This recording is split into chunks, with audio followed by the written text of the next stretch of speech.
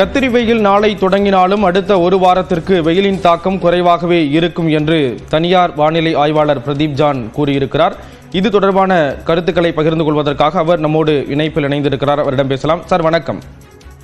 வணக்கம் சார், அடுத்து வரக்கூடிய நாட்கள்ல வானிலை அப்படிங்கிறது எப்படி இருக்கும்? ஏற்கனவே வெயிலை பார்த்து மக்கள் பயப்படக்கூடிய ஒரு சூழல்ல வர இருக்கக்கூடிய நாட்கள் எந்த அளவுக்கு இருக்கும் சார்? நம்ம ரெண்டு இடத்துக்கு பார்த்தீங்கன்னா, ஒன்று கடலோர மாவட்டங்கள் பார்த்துக்கலாம், உள் மாவட்டங்கள் அப்படின்னு எடுத்துக்கலாம்.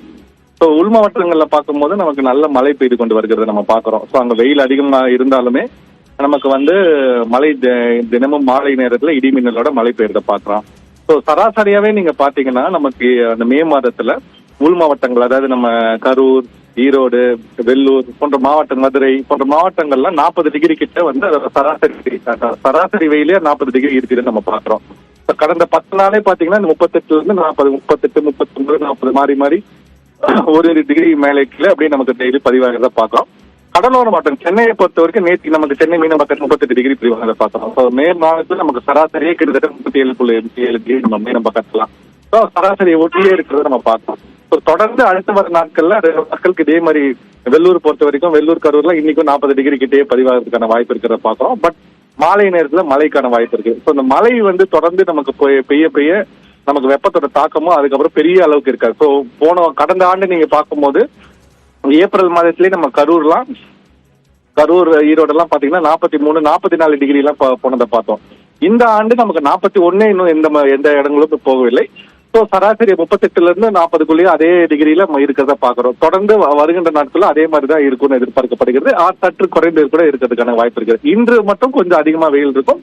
பட் மாலை நேரத்தில் நமக்கு மழை பெய்யறதுக்கான வாய்ப்பு இருக்கிறதையும் நம்ம பார்க்கிறோம். இப்போ அடுத்த ஒரு வாரத்துக்கு வெயிலுடைய தாக்கம் குறைவாக இருக்கும் அப்படிங்கும்போது அதன் பிறகு வரக்கூடிய நாட்கள்ல இந்த கத்திரி வெயிலினுடைய தாக்கம் அதிகமா இருக்கும் அப்படின்னு எடுத்துக்கலாமா?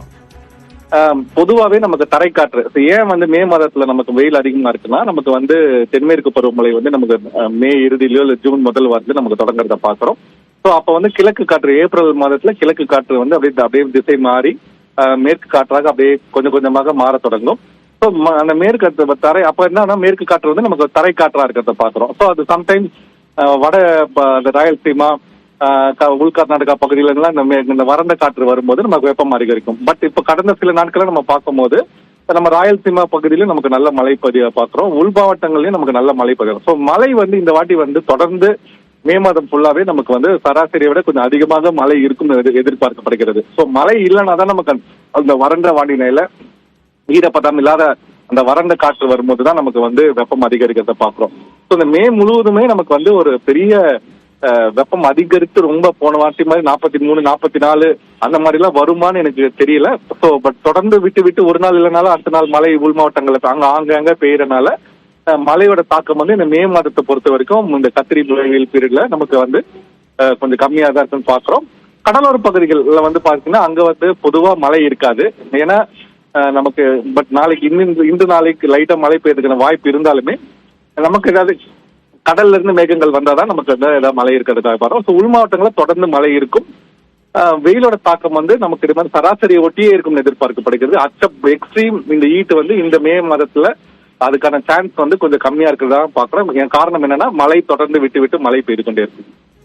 இணைப்புல கணிப்புகளை பகிர்ந்து கொண்டதற்கு நன்றி திரு பிரதீப் ஜான்.